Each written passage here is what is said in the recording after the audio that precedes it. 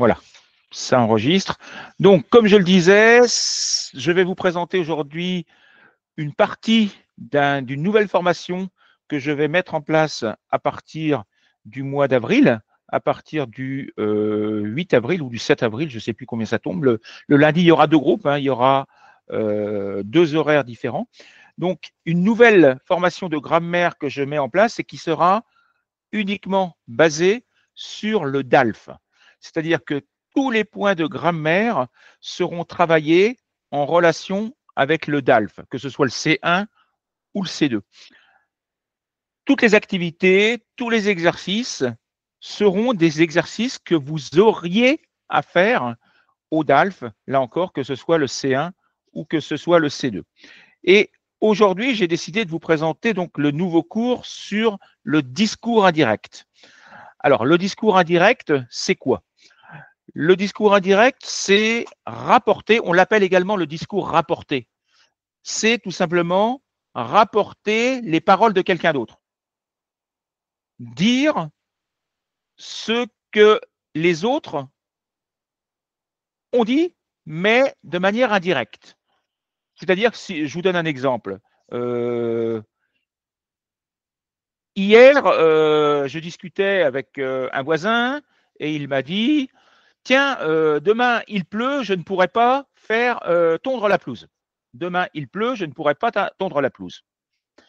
Et une semaine plus tard, j'en discute avec un autre voisin et je lui dis, tiens, la semaine dernière, Robert ou Nicolas, il m'a dit que le lendemain, il ne pourrait pas tondre sa pelouse. Donc, vous voyez, j'ai tout changé. J'ai changé demain qui est devenu le lendemain. J'ai changé le temps. J'ai changé les pronoms parce que le je est devenu il. Ma pelouse est devenu sa pelouse. Donc, tous les éléments ont changé, que ce soit le temps verbal, que ce soit les expressions de temps comme demain, que ce soit les pronoms, tous les pronoms changent. Le pronom sujet, c'est-à-dire je, tu, il, nous, vous, il, va changer. Les pronoms personnels, lui, leur, le, la, les, vont changer également. Les pronoms possessifs, mon, ma, mes, vont changer également. Et même les démonstratifs vont changer, puisque par exemple, ce livre va devenir ce livre-là, avec un tiret et le là derrière. Donc, vous voyez, tous les éléments changent. Alors, il y a évidemment la partie grammaticale qu'il faut connaître, que je travaillerai, enfin que j'enverrai à mes élèves en amont, c'est-à-dire avant le cours. Avant le cours, j'enverrai un cours spécifique sur chaque point grammatical que les élèves devront étudier, apprendre. Et ensuite, nous mettrons en pratique cette règle avec des activités basées sur le DELF, enfin plutôt le DALF. DELF B2, c'est un petit peu moins exigeant, mais surtout le DALF. Il y a deux types de discours indirects. Il y a le discours indirect présent et passé. Je vais me focaliser uniquement sur le discours indirect au passé. Présent, ça veut dire quoi? Ça veut dire que le verbe introducteur, il y a toujours un verbe introducteur. Ma mère m'a dit que. Vous voyez, m'a dit que. Je l'ai mis au passé. Mais je pourrais très bien le mettre au présent. Ma mère me dit que. Et dans ce cas-là, c'est beaucoup plus simple, parce qu'il n'y a pas de changement de temps, il n'y a pas de changement d'expression de temps non plus, donc c'est beaucoup plus simple. Mais pour le C1 et le C2, on va vous demander d'avoir une exigence grammaticale un peu plus élevée et donc d'être capable d'utiliser le discours indirect au passé. C'est-à-dire de mettre le verbe introducteur ou au passé composé ou à l'imparfait. Généralement, on va voir que ce sera presque tout le temps au passé composé. Parce que l'imparfait indique une répétition d'un acte. Et si vous faites le compte-rendu d'un document, les personnes qui parlent lors d'un débat, par exemple, vous avez deux intervenants dans un débat qui discutent, ils ne discutent pas tous les jours. Ils discutent un jour précis à une heure précise. Donc, vous ne pouvez pas utiliser l'imparfait. Vous devez utiliser le passé composé. Donc, le verbe introducteur, il est toujours presque systématiquement au passé composé. Pour introduire, vous avez plusieurs types de verbes introducteurs. Le problème de beaucoup d'étudiants ou de candidats au DALF, c'est qu'ils vont systématiquement utiliser les mêmes. Il demande, il dit. Le verbe demander et le verbe dire, vous les répétez sans arrêt, parce que vous n'en avez pas d'autres dans vos bagages. Alors qu'il y en a des centaines. Il y a des centaines de verbes qui peuvent vous permettre d'exprimer la colère, tous les sentiments, qui peuvent vous permettre d'exprimer une opposition, qui peuvent vous permettre d'exprimer un accord ou un désaccord, qui peuvent vous permettre d'exprimer une concession, etc., etc. Donc, tous les éléments du discours, tous les éléments argumentatifs peuvent être exprimés grâce à ces verbes introducteurs. Nous allons en voir quelques-uns tout à l'heure. Nous allons faire des exercices justement avec des sujets du DALF où vous devrez les transformer au discours indirect. Donc, on a les verbes introducteurs et on a ce que l'on appelle les groupes incidents. Alors, je ne sais pas si vous savez ce que c'est que les groupes incidents. C'est selon moi, d'après lui, à son avis, de, oui, de, j'en vois même plus. Il y en a d'autres. Hein. Oui, de son avis. Non, j'en vois pas d'autres. Il n'y en a pas d'autres qui sortent pour le moment. On en verra d'autres tout à l'heure. Comment? À mon avis. À mon avis, à son avis, oui. Mais il y en a d'autres, mais ils ne me viennent plus à l'esprit. Pour lui, tout simplement, le pour peut permettre d'exprimer également. C'est ce qu'on appelle des groupes incidents. Je reviens tout de suite sur une erreur classique d'étudiants ou de candidats, c'est qu'ils veulent mettre à la fois un groupe incident et à la fois un verbe introducteur. C'est interdit. Vous ne pouvez pas dire, par exemple, selon moi, je pense que. C'est redondant. Vous dites deux fois la même chose. Selon moi, je pense, c'est la même chose. OK? Donc, il ne peut pas y avoir et un groupe incident et un verbe introducteur. Ce n'est absolument pas possible. Alors maintenant, nous allons voir comment mettre ça en place sous la forme d'activité. Donc, je vous ai préparé quelques petits documents que nous allons voir ensemble. Nous allons faire tout d'abord des choses assez simples. Je vais partager mon écran avec vous. Hop, voilà. Alors, donc vous voyez, vous avez un petit dialogue entre deux personnes sur l'éducation et sur le numérique. La première personne, Mathilde, dit, à mon avis, les écrans sont indispensables dans l'éducation car ils rendent l'apprentissage plus interactif. Julien dit, certes, ils ont des avantages, mais ils nuisent à la concentration des élèves. Et enfin, Mathilde dit, cependant, si on les utilise avec modération, ils peuvent être un outil redoutable. Vous voyez? Sujet type de DALF, les écrans et l'éducation, le rôle des écrans dans l'éducation. Et vous avez plusieurs éléments qui vous indiquent le point de vue de chacun. Vous avez d'abord Mathilde qui dit son point de vue, et vous avez Julien qui utilise le connecteur certes, mais. Il indique quoi ce connecteur?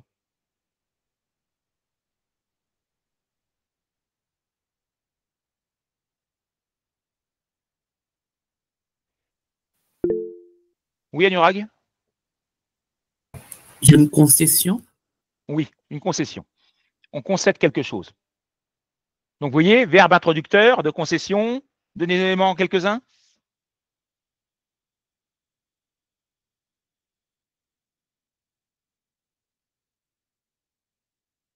Que vous connaissez des verbes de concession.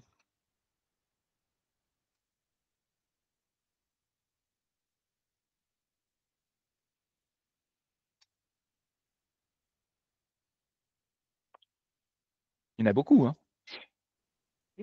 Concession, ça vient de quel verbe?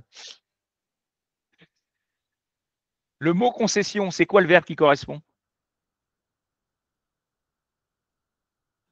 Concéder. Concéder.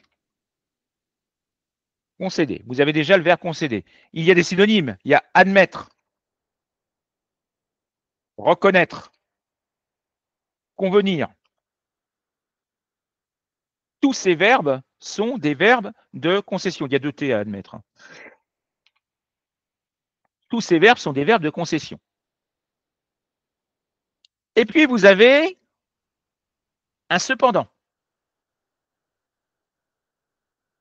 qui admet, qui exprime une nuance ou une opposition.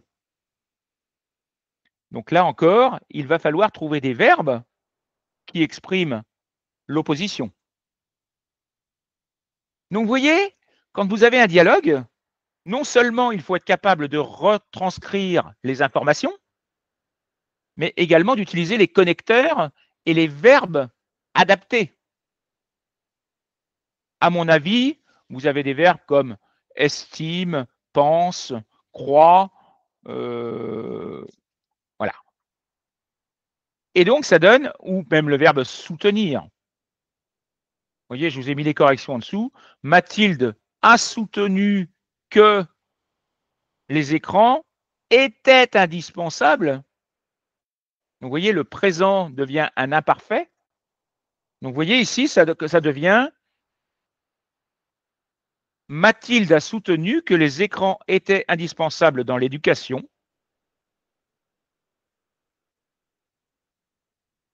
Et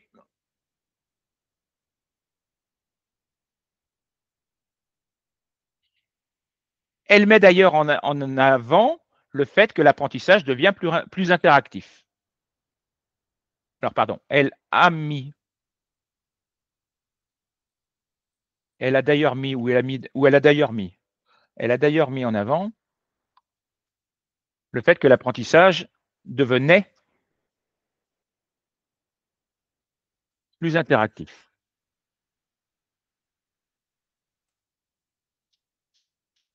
Donc, vous voyez, le discours direct, ici, est devenu un discours indirect ici. On a utilisé un premier verbe introducteur et un deuxième verbe introducteur. Et on a ajouté un connecteur qui permet de relier les deux informations, c'est-à-dire addition.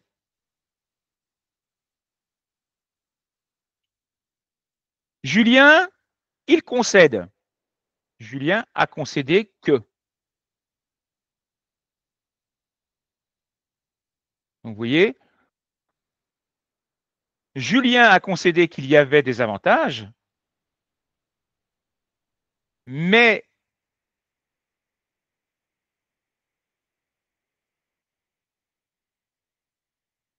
il a émis une opposition en disant que les écrans nuisaient à la concentration des élèves.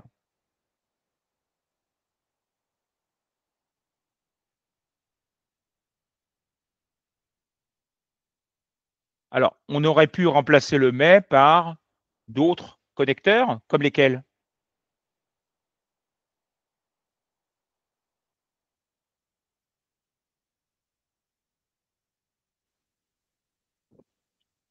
Connecteurs d'opposition.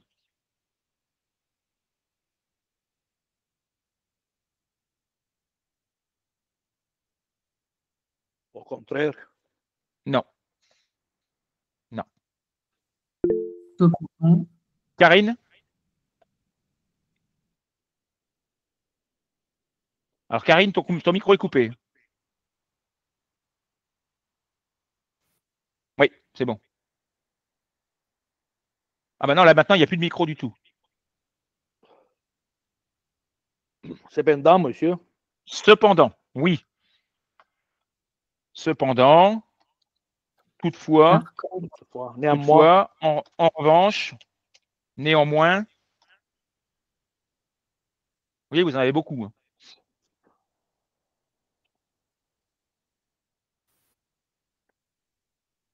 Donc, vous voyez, systématiquement, vous devez être capable pour toute opinion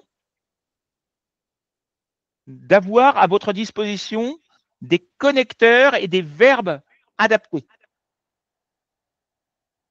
Vous avez des verbes pour tout. J'aurais pu dire, Julien a dit qu'il y avait des avantages, mais il s'y est opposé en disant que. Là, ici, en disant que, j'aurais pu le remplacer par en ajoutant que. Ce qui me permet, là encore, de rajouter un autre verbe et de ne pas dire le verbe dire. Systématiquement, au C1, C2, vous devez être capable de supprimer ce verbe dire.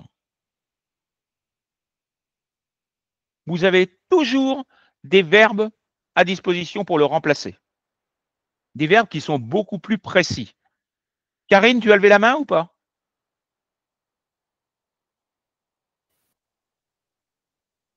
Tu as un problème avec tes micros. Parce que là, en fait, tu coupes ton micro. Alors là, il est coupé.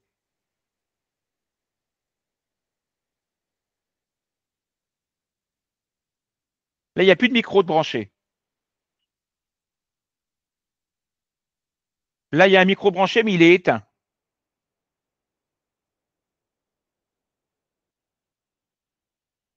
Non, il y a un problème. Donc, vous voyez, et puis, Mathilde a nuancé son propos, pas son propos, en soulignant que. Mathilde a nuancé son propos en disant que si ces écrans étaient utilisés avec modération, ils pouvaient être un outil redoutable.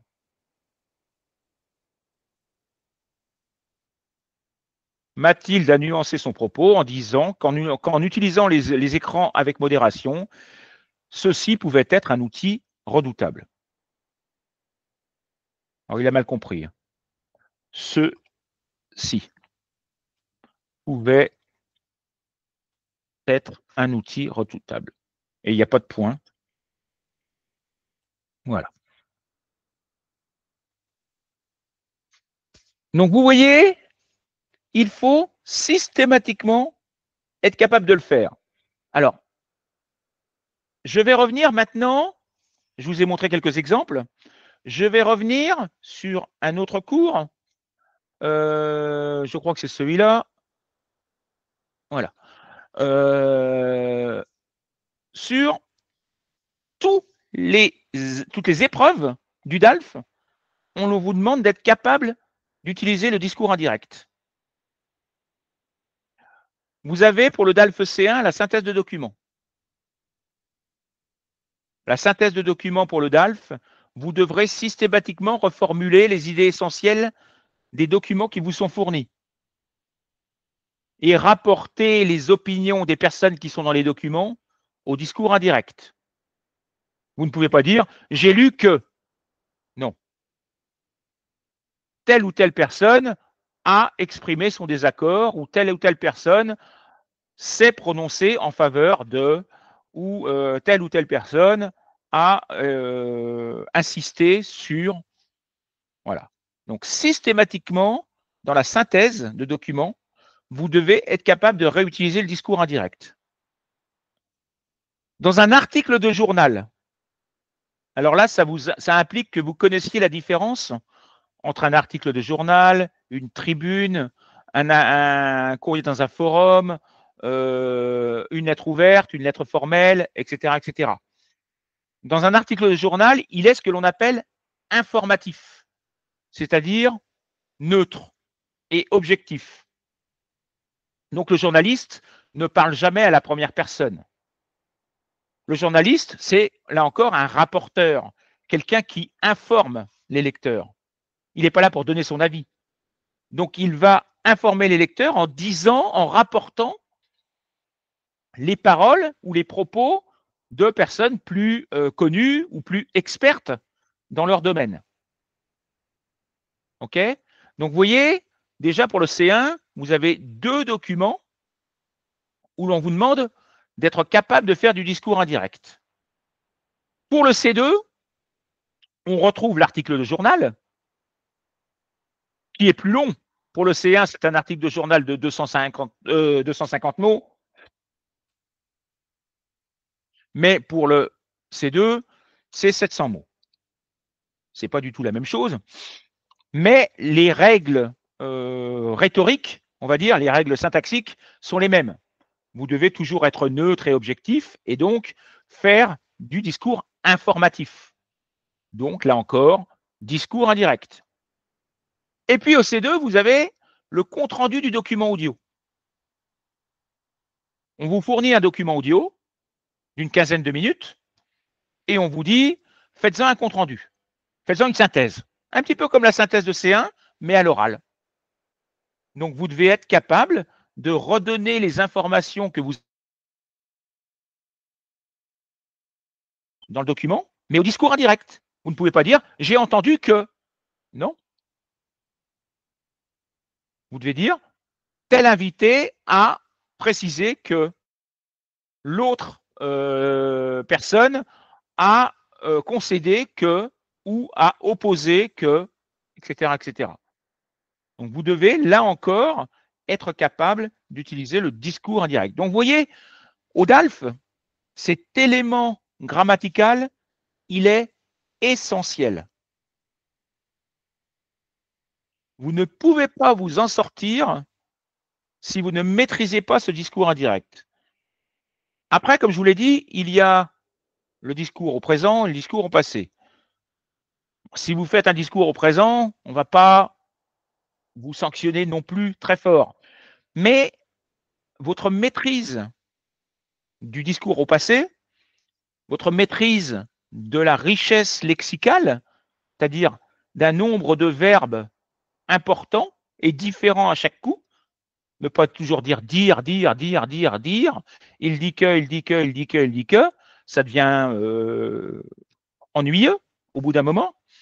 Si vous êtes capable de faire ça, c'est ça qui va faire la preuve, la différence avec une note excellente au DALF. Tu as levé la main, Karine?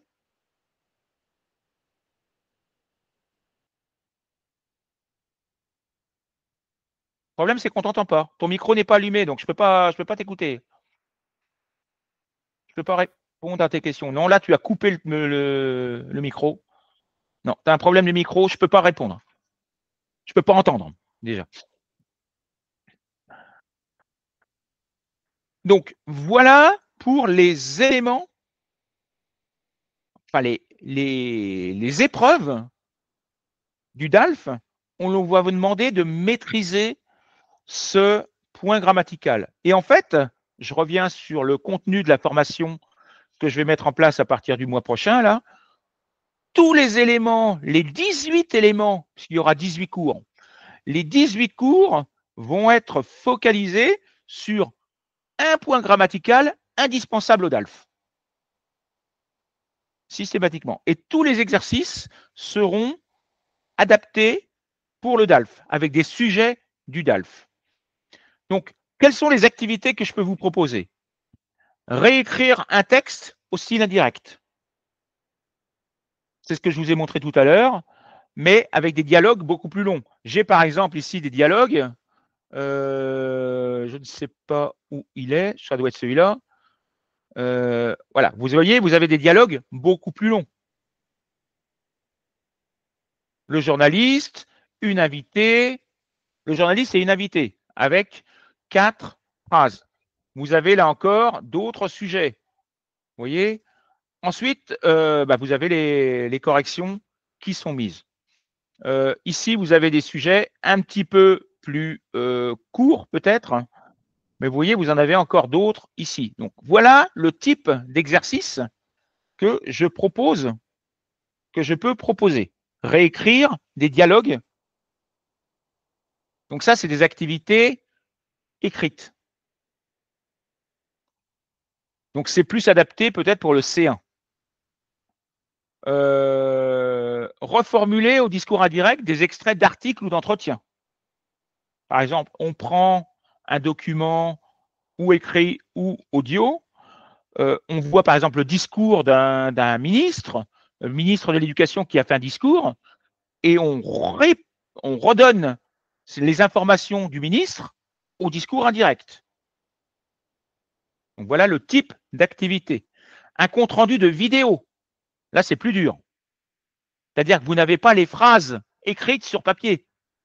Vous les entendez, ces phrases. Vous entendez le dialogue. Vous entendez les personnes qui disent bah, moi, je ne suis pas d'accord parce que, etc., etc. Et c'est à vous de reconstituer le dialogue sous la forme indirecte. Donc, c'est beaucoup plus compliqué parce que ça impose une autre qualité que l'on verra dans un autre point de grammaire, c'est la prise de notes.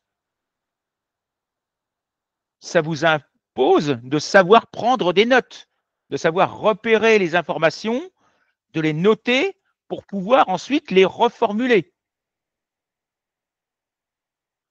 Autre élément important, dont je ne vais pas parler ce soir, mais qui est extrêmement important et que vous devez absolument maîtriser, c'est ce qu'on appelle la faute, une des grandes fautes des élèves, c'est la paraphrase.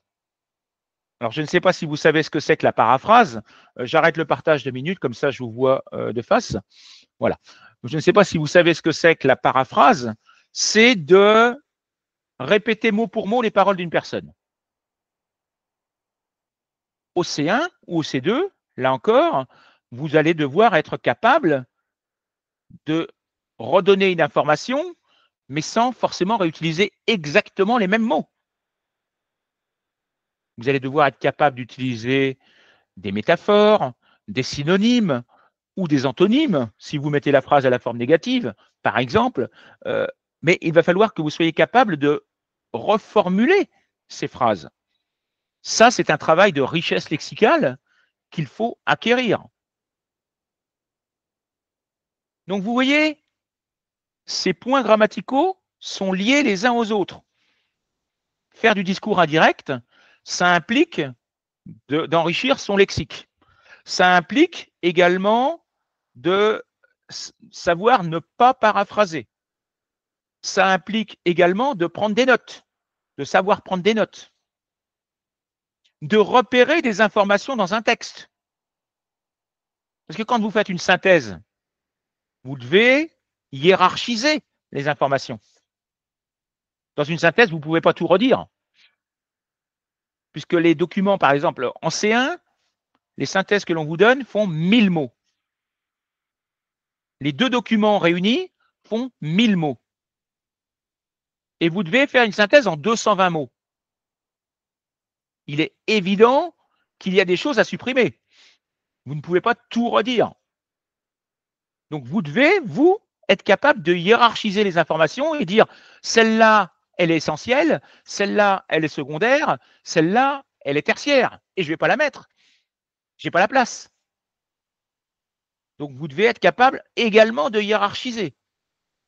Donc, vous voyez, c'est un ensemble de compétences que l'on vous demande au DALF C1 ou au DALF C2. Attendez, 30 secondes, j'arrive.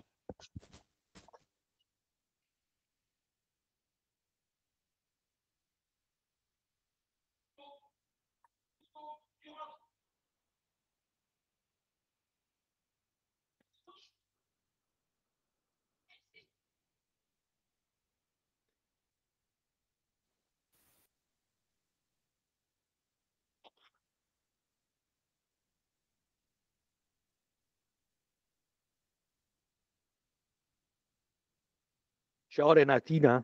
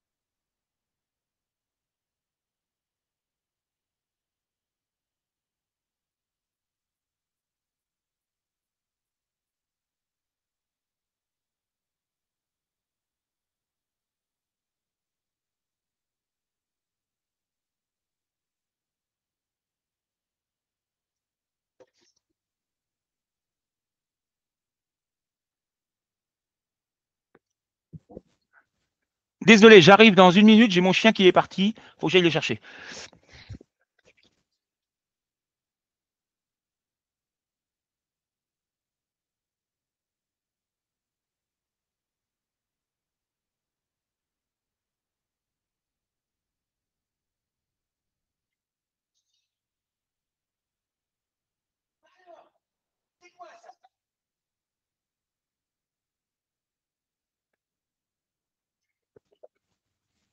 Désolé, c'est bon, ça y est, il est à la maison. Qu'est-ce que c'est que ça? Hein? Viens voir là. Viens voir là. Allez, viens dire bonjour. Regarde les gens. T'as vu les gens qu'il y a? Tu viens dire bonjour? Allez, viens dire bonjour. Voilà. Voilà. Ça y est? Hein? Oui, t'es un coquin. Oui, t'es un coquin. Hein? Voilà. Bon. Allez. Donc, j'en étais où? Je suis perdu. J'en étais où? Donc, oui, je disais que, désolé, que c'est un ensemble. Le DALF, c'est un ensemble de compétences qu'il faut acquérir. Alors, vous allez me dire, ben oui, mais est-ce que je peux avoir le DALF sans connaître tout ça? Oui, oui. Vous n'avez pas besoin, c'est pas essentiel de maîtriser le discours indirect au passé pour avoir le DALF C2. Vous pouvez utiliser le discours indirect au présent et vous l'aurez quand même, le C2. Tout dépend de ce que vous voulez. Il y a certaines personnes, j'ai parmi mes élèves, j'ai eu des centaines d'élèves depuis 10 ans qui ont préparé le C1 et le C2. J'en ai certains, s'ils avaient 51 sur 100 au C2, c'était le paradis pour eux. Ils étaient heureux comme tout d'avoir 51 sur 100 au C2. Ils avaient le C2, ils étaient contents. Et j'en ai d'autres, s'ils avaient moins de 90, c'était un deuil national. C'était une catastrophe nucléaire. OK, parce qu'ils voulaient avoir plus que 90. Donc, tout dépend de ce que vous voulez. Tout dépend de votre objectif. Si votre objectif, c'est d'avoir le C2, tous ces points grammatiques, toute cette richesse lexicale, ou cette absence de richesse lexicale et de maîtrise grammaticale ne vous empêchera pas d'avoir le C2. Si vous maîtrisez bien la méthodologie, vous aurez le C2 ou le C1. Vous pouvez l'avoir. Si vous maîtrisez parfaitement la méthodologie, si vous savez quelle est la différence entre une lettre ouverte, une lettre formelle, que vous ne vous trompez pas, que vous ne faites pas de hors-sujet, etc., vous aurez le diplôme. Mais vous l'aurez peut-être avec une note de 60 ou 70 sur 100. Alors peut-être que ça vous suffit. Mais il y en a qui veulent vraiment s'améliorer. Il y en a qui veulent enrichir leur langue. Et là, la partie grammaticale, elle est essentielle pour obtenir une excellente note. C'est vraiment important parce que c'est ça qui va faire la différence. C'est cette capacité, cette aisance, cette facilité, je ne sais pas si vous connaissez le mot aisance, mais cette facilité du candidat à s'exprimer de manière adaptée à la situation, de manière naturelle, de manière fluide. Et la richesse lexicale en fait partie. Alors ça prend du temps, ça prend beaucoup de temps, c'est beaucoup de travail, mais après c'est une certaine fierté d'y être arrivé, d'avoir réussi. Donc voilà un petit peu cette partie discours indirect. Alors on va faire des exercices, on va refaire d'autres activités là ensemble, mais est-ce que vous avez des questions sur ça?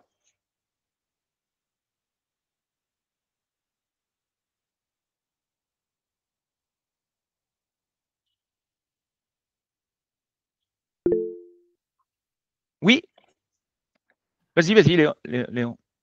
Oui, j'ai une question sur est-ce que je peux utiliser par contre pour remplacer mais ou néanmoins comme ça? Alors, mais et souvent permet d'exprimer une opposition. Donc néanmoins également. Toutefois, c'est qu'à le dire, il y a quelques nuances selon les phrases.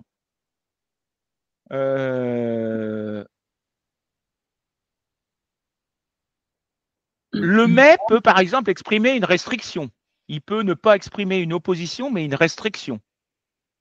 Oui, oui, mais ce que je dis, est-ce que je peux utiliser par contre? Non, par contre, non. Ah, ok. Par contre, non. Par contre, existe, il est correct au niveau lexical, mais il est plutôt destiné au discours informel, oral, Ah, ok. entre amis, avec la famille, etc., etc. Par contre, je pourrais pas venir t'aider demain. Mon voisin qui me demande, tiens, est-ce que tu peux venir m'aider aujourd'hui? Ok pour aujourd'hui, mais par contre, je pourrais pas demain. Ah, ok. C'est Merci. vraiment informel, c'est dans le cadre familial ou dans le cadre amical. D'ailleurs, si vous regardez, Word fait beaucoup d'erreurs, mais là, au moins, il fait bien.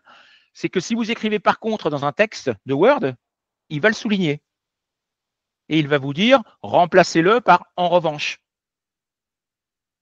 D'accord. Donc, il existe, hein, il est correct, mais il y a plein de connecteurs comme ça qui existent, mais qui sont incorrects. Par exemple, en plus. Il y a beaucoup d'élèves qui utilisent en plus, il faut le remplacer par de plus, ou par en outre, ou par ailleurs. Donc, vous voyez, il y a systématiquement, mais ça, c'est le temps qui fait que on maîtrise cette richesse lexicale. Donc là, tu entres sur un autre sujet, c'est le registre de langue. Le Oui, oui. registre de langue est très difficile à acquérir également. Parce que, bah, je ne sais pas, tu habites en Chine ou tu habites en France? J'habite en France maintenant. Ah, d'accord. Ok, ok. Donc, c'est pas forcément un avantage, hein. Qu'est-ce qui se passe quand on habite en France? C'est qu'on entend les Français parler au quotidien. Et les Français, Oui. ils parlent très mal. Ok. Les Français, ils parlent très mal. Ok? Les Français, ils font beaucoup de fautes. Donc, tu entends des fautes tous les jours, tous les jours, tous les jours, et tu crois que c'est bien. Et tu le répètes et tu le refais. Ouais. Donc, ce n'est pas forcément un avantage. Et en plus, les Français, ils ont un très mauvaise habitude, c'est qu'ils refusent de corriger quelqu'un qui fait une erreur.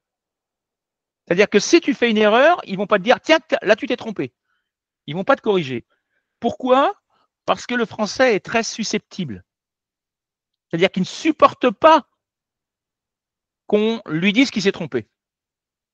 Donc, comme il sait que lui-même ne supporte pas qu'on lui dise qu'il s'est trompé, bah, il ne le dit pas aux autres non plus. Parce que les autres, il dit, ah ouais, mais si je dis ça à l'autre, il va mal le prendre, il va me faire la gueule. Ok? Il va pas être content, il va me faire la gueule. Donc, je préfère ne rien lui dire. Et aujourd'hui, moi, je vois souvent des élèves qui me disent, ça m'énerve parce que ça fait 3 ans que je joue, 4 ans que je vis en France. Les Français me disent, waouh, qu'est-ce que tu parles bien, etc., etc. Je commence à faire des cours avec toi. Tu me dis que je fais des fautes partout. Ça m'énerve. Bah, je lui dis oui parce qu'ils n'osent pas te le dire. Ils ont peur de te le dire. Donc, c'est souvent le problème des élèves qui habitent en France, c'est que bah, ils prêtent des mauvaises habitudes. Par exemple, un Français ne va jamais dire le ne dans une phrase négative. Je ne veux pas venir avec toi. Normalement, c'est je ne veux pas venir avec toi. Le ne, il est obligatoire. Mais les Français, ils le disent jamais à l'oral. Et même à la radio, hein. Vous écoutez à la radio, vous allez sur France Inter ou sur France Culture, sur des radios extrêmement respectables, les invités ne disent pas le ne. C'est une catastrophe. Donc, il y a ce problème quand on habite en France des mauvaises habitudes que l'on prend. Donc, Oui. par contre, non. En plus, non. Il y a plein d'éléments qu'il faut supprimer de votre vocabulaire pour le C1, C2. C'est par exemple la mise en relief. C'est qui? C'est mon père qui a cassé le verre. Ça sert à quoi de dire c'est mon père qui a cassé le verre? Vous dites mon père a cassé le verre. Vous enlevez le c'est qui, ça ne sert absolument à rien. En plus, dans une synthèse, ça vous prend 3 mots. Ça vous enlève 3 mots. C'est qui, 3 mots. Donc, ça vous permet de gagner 3 mots sur votre synthèse. Donc, il y a plein de choses. Le est-ce que, vous savez, les Français, quand ils posent une question, ils mettent des est-ce que partout. Est-ce que tu veux venir avec moi? Est-ce que tu as faim? Qu'est-ce que tu fais demain? Etc., etc. Là encore, il faut les supprimer de votre vocabulaire. C'est informel. Il faut utiliser ce qu'on appelle la question inversée. Qu'est-ce que tu veux? Que veux-tu? Qu'est-ce qu'on fait demain? Que faisons-nous demain? Etc., etc. Ça doit devenir systématique. Mais ça, ce sont des points grammaticaux que malheureusement, les élèves ne maîtrisent pas forcément, qu'ils ont du mal à maîtriser, parce qu'on ne leur a jamais montré au cours de leur formation l'importance de ce registre de langue. On utilise la plupart du temps un registre standard, et au DALF, on va vous demander d'utiliser un registre soutenu. Et la différence, elle est énorme entre un registre standard et un registre soutenu. Donc ça oblige à connaître le vocabulaire, à connaître la syntaxe, à connaître les constructions grammaticales. Et c'est beaucoup de travail. C'est beaucoup de travail. D'autres questions? J'ai vu que Karine t'a mis un micro. Peut-être que ça va aller mieux là, si tu allumes le micro. Je ne sais pas si tu as des questions à poser.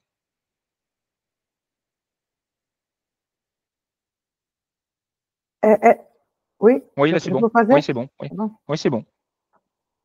J'ai une question. Vas-y, vas-y. Est-ce qu'on peut utiliser dans les synthèses les registres, pas synthèse, dans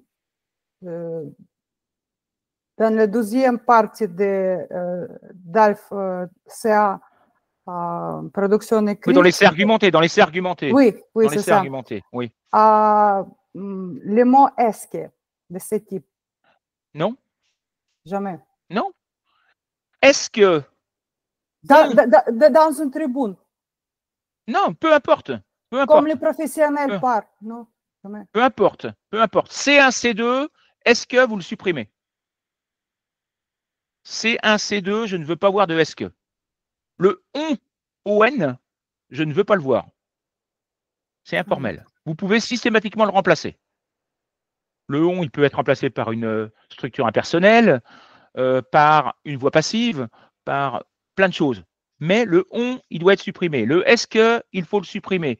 Les verbes, comme par exemple le verbe vouloir et devoir, ne doivent jamais être utilisés au présent. Je veux, tu dois, interdit. Ou vous devez. Interdit. On ne donne pas d'ordre en français. Là, c'est culturel. On donne un conseil. Donc ces verbes, vous allez devoir les utiliser au conditionnel.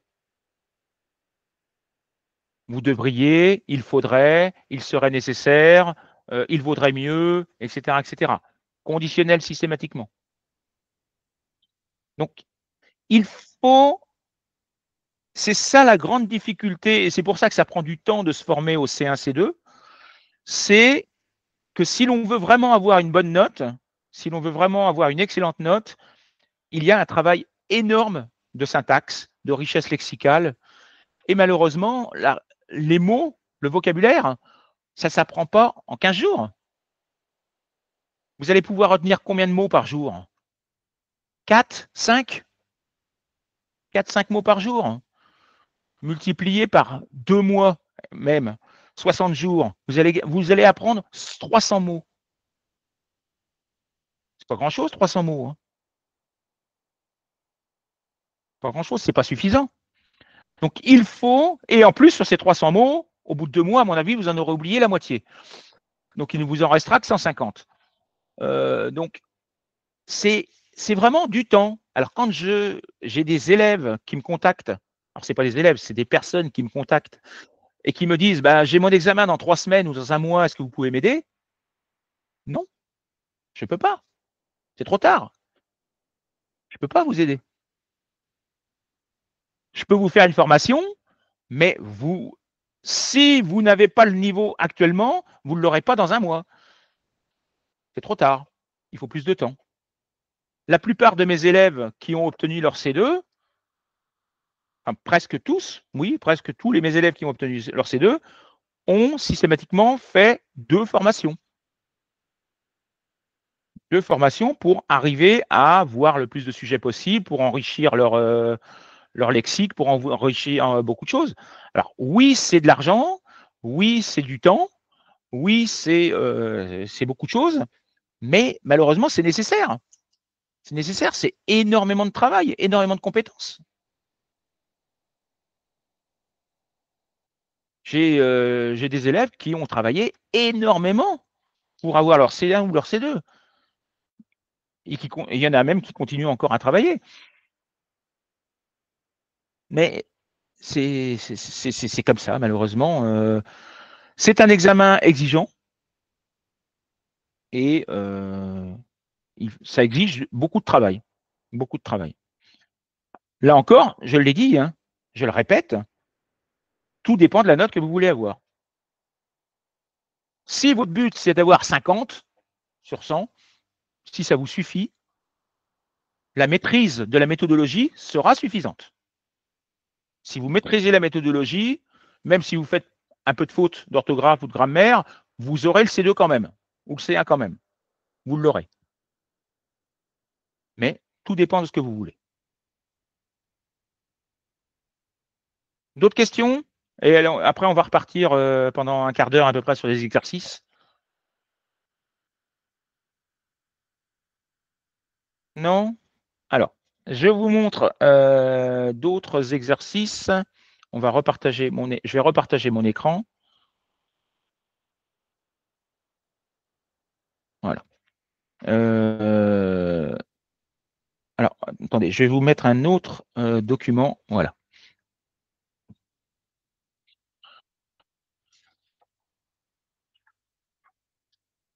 Donc, on va partir du premier, hein, ce sera plus simple. Je vous ai mis 3 phrases. Une phrase de Paul, une phrase de Sophie et une phrase de Luc, toutes les 3 sur la société et l'inégalité. Et je vous ai mis à la fin, entre parenthèses, un verbe. C'est le verbe que vous allez devoir utiliser comme verbe introducteur. Est-ce que quelqu'un peut me faire la première phrase?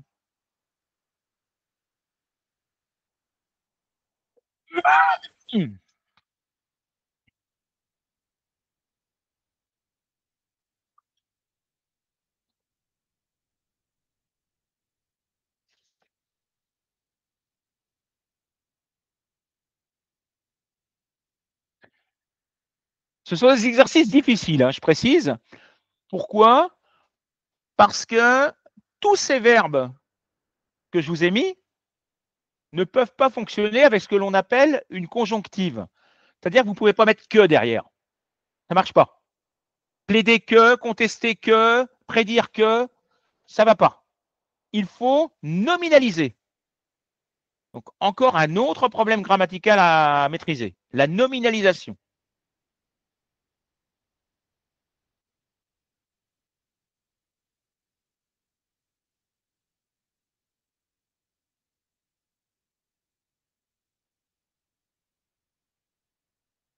Alors, je vous montre, par exemple, je vous dis la première pour vous montrer un petit peu. Vous pouvez très bien dire Paul a plaidé en faveur d'une réduction des inégalités et d'une plus grande taxation des richesses.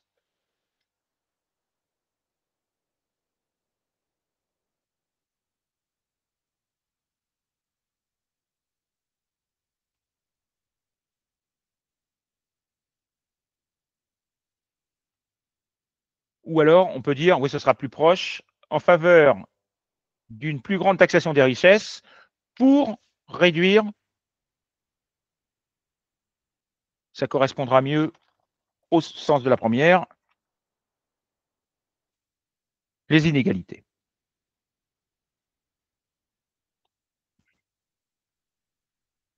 En faveur d'une. Donc, c'est plaider en faveur de quelque chose.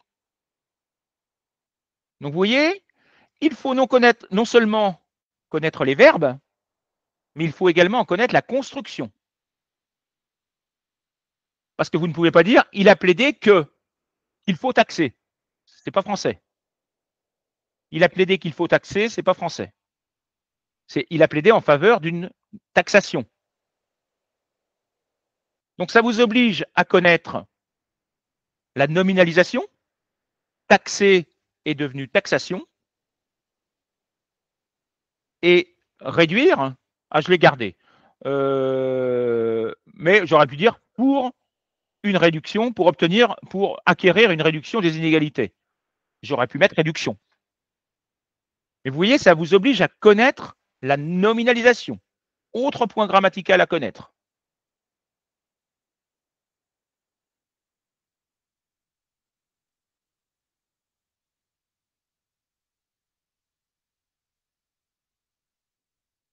Alors attention, hein, non, il n'y a pas d'espagnol parmi vous. Attention au contresens de contester. Contester n'a pas le sens de répondre. Hein. Contester a le sens de ne pas être d'accord.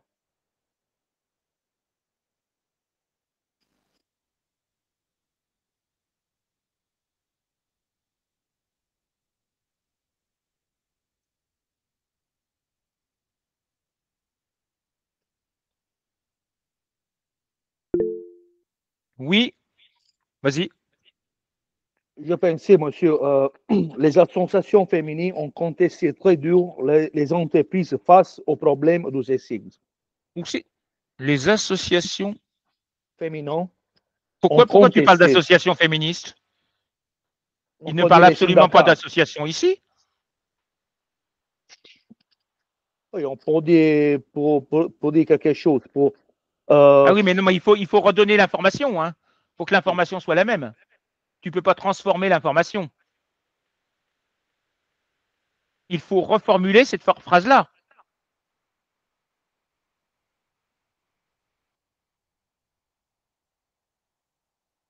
On peut dire, monsieur, les problèmes du sexisme a été contesté à l'intérieur de l'entreprise. Non, c'est Sophie qui a contesté. Il faut commencer par Sophie a contesté. Sophie a contesté. A contesté les sujets. Sophie a contesté. Très dur, l'entreprise face au problème du sexisme. Il a contesté quoi, tu as dit? Les problèmes du sexisme. Face aux quotas des féminins, pour la présence des féminins à l'intérieur de l'entreprise sur la place du travail. Non, là, tu rajoutes des informations. Tu rajoutes des informations. Il ne faut pas rajouter d'informations. Pour donner un exemple, monsieur. Mais oui, mais il ne faut pas donner d'exemple, c'est bien. C'est ça. Alors ça, c'est un autre problème du DALF C1 ou du DALF C2. Quand on vous demande de rapporter, vous n'avez pas le droit d'ajouter. C'est-à-dire qu'on vous donne une information, vous n'avez pas le droit de la transformer ou d'ajouter des exemples. On doit seulement les formuler, monsieur. Voilà, vous devez reformuler l'information. Une synthèse ou un commentaire ou un compte-rendu ne doit jamais apporter des informations extérieures. Donc les exemples, tu n'as pas le droit de les ajouter. S'ils n'y sont pas, tu n'as pas le droit de les mettre. Donc par exemple, vous pouvez dire ici l'efficacité des quotas en entreprise pour combattre le sexisme. Pardon, l'efficacité. Il m'a enlevé une partie.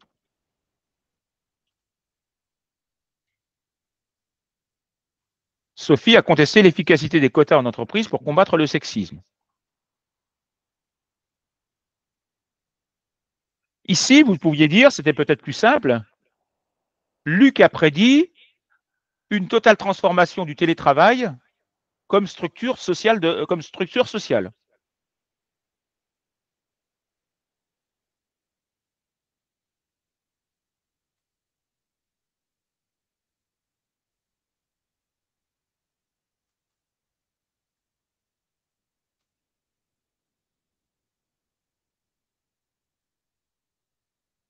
Donc, vous voyez, ce sont des types d'activités que l'on peut vous demander de réaliser et que vous devez être capable de répéter régulièrement, d'être capable de faire des phrases avec le verbe contester, avec le verbe prédire, avec le verbe plaider en faveur de, avec le verbe dénoncer, avec le verbe réfuter, avec le verbe alerter, etc., etc.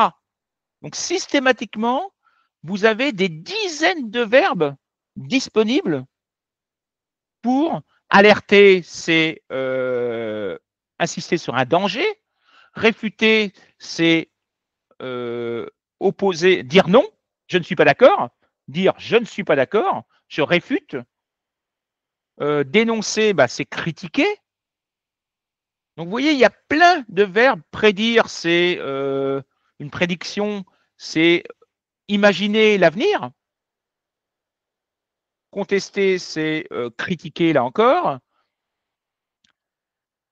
Exiger, c'est donner un ordre. Déplorer, c'est se plaindre.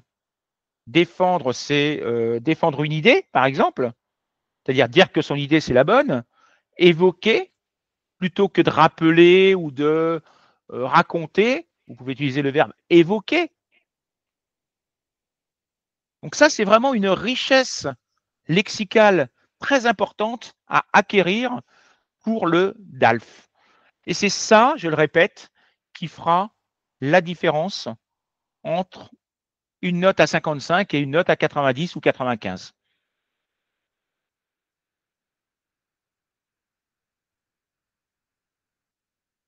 Donc ces exercices, je vais vous en envoyer quelques-uns. Je vais renoter les noms des personnes qui étaient présentes, parce que je crois qu'il y en a une ou deux qui ne sont pas là. Donc je vais vous envoyer un des documents, pas tous, parce que j'en garde un petit peu quand même. Je ne vais pas tout vous partager, mais je vais vous envoyer un des documents et je vous envoyer le document principal où je vous dis dans quelles activités vous avez besoin du discours indirect.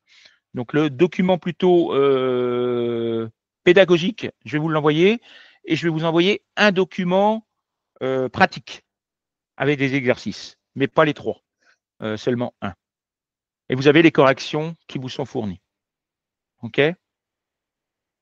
Est-ce que vous avez des questions? Je note rapidement les noms des personnes qui sont présentes, parce que sinon je vais oublier. Parce que 1, 2, 3, 4, 5, 6, 6. Donc il y a 2 personnes absentes. Karine est là, Léon est là, et, oui, est là, Anurag est là, Renatina, Robert, 1, 2, 3, 4, 5, 6. C'est bon, c'est noté. C'est noté. Donc, je vais vous envoyer ça à tous les 6. Les 2 autres n'auront rien, comme ils ne sont pas venus. Bah oui, attends, ils prennent une place, c'est normal. Hein. Ils prennent une place, ils ne viennent pas, c'est pas très, très sérieux. Donc, ils n'auront rien. Est-ce que vous avez des questions?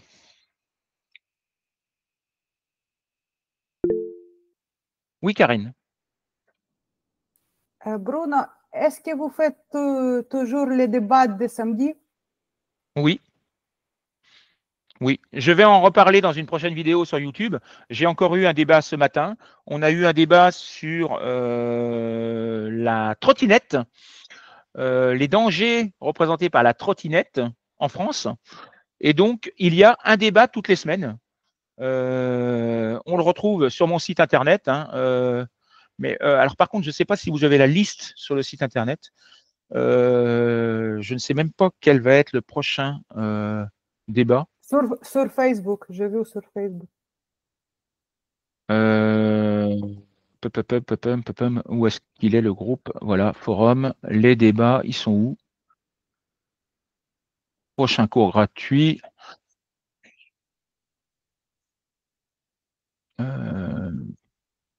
Cours gratuit encore. Non, je sais pas où j'ai mis la liste de mes débats. Ah si, les voilà. La fast fashion, la semaine prochaine. Samedi prochain, ce sera sur la fast fashion, c'est-à-dire les dangers représentés, notamment les dangers sociaux et environnementaux, protégés et économiques, dus à la fast fashion.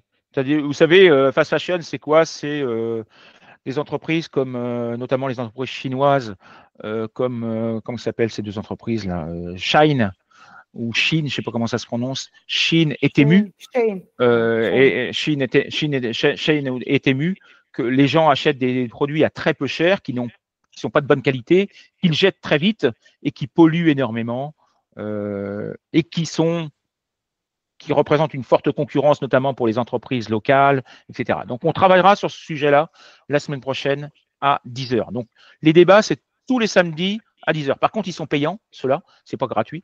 Les débats, ils sont à 10 € le débat. Ça fait un mois que j'en ai tous les samedis. J'ai toujours 2, 3, 4 personnes. Aujourd'hui, j'en avais 4 personnes qui y participent. Et puis donc, à partir de la semaine prochaine, j'ai 2 cours gratuits par semaine. Je vais en avoir un le mercredi et un le samedi. Donc, il y en a un mercredi prochain et un samedi prochain. Il y a certaines personnes qui sont déjà inscrites. Vous pouvez le faire. Et donc, je rappelle pour cette formation donc, de grammaire, il y aura 2 groupes qui sont sur mon... Donc, je vous montre quand même un petit peu. Je me fais un peu de pub. Hop. Quand vous allez sur mon site, voilà. Quand vous êtes sur mon site, il suffit d'aller dans formation collective payante ou dans formation grammaire. Vous l'avez dans les deux. Mais si vous allez dans formation collective payante, vous avez toutes les formations qui apparaissent et notamment donc les 2 formations grammaire, la orange ici et la verte.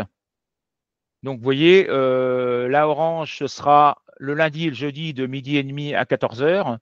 Et la verte, ce sera le lundi et le jeudi également, mais de 20h à 21h30. Ça, c'est les 2 formations grammaire. Et je propose également un pack. Il y a déjà 2 personnes qui ont pris ce pack où vous pouvez faire C1 plus grammaire. Ou non, pardon, le orange, c'est un C1, c'est pas la grammaire.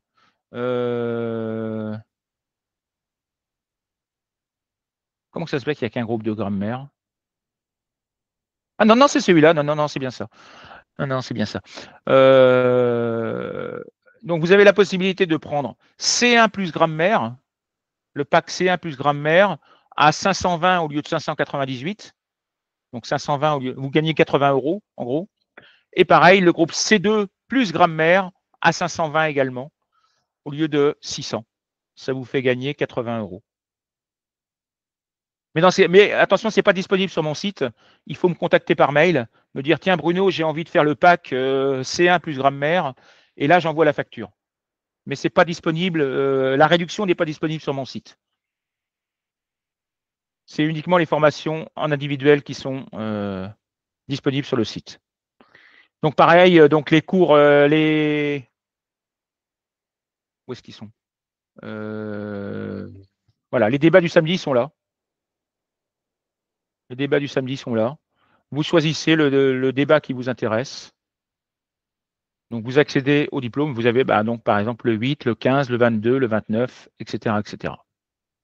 Mais je vais essayer de vous mettre un lien pour avoir la liste des débats parce que c'est pas clair. C'est pas clair. Faut que j'améliore ça. J'ai pas le temps. J'ai pas le temps. J'ai pas le temps de tout gérer. Je suis tout seul, donc j'ai pas le temps de tout gérer. D'autres questions?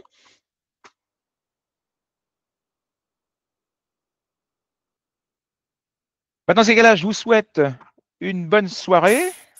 Je vous remercie. Je vous envoie ça. Et donc, on se retrouve, enfin, je ne sais pas, ceux qui sont inscrits à d'autres formations. Je crois que j'ai vu Robert Je crois que tu es inscrit à une autre formation, il me semble. Je t'ai vu quelque part. Ouais, je t'ai vu inscrit quelque part. Je t'ai vu passer quelque part. Ok. Bonne soirée. Au revoir. Bon week-end à Bonsoir. tous. Merci. Au Au revoir. revoir. Merci beaucoup, Bruno. Au revoir, Karine.